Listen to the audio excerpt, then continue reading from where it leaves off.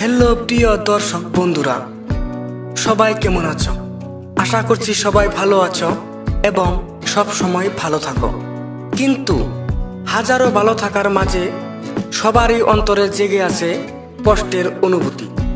কেননা আমাদের যে বিখ্যাত গায়ক জুবিন দাদা আমাদেরকে ছেড়ে চলে গিয়েছে পরপারের দেশে।